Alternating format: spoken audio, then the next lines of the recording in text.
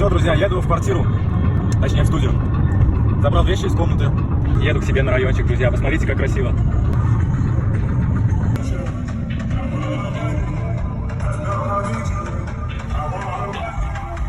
Заехал в райончик, ребята.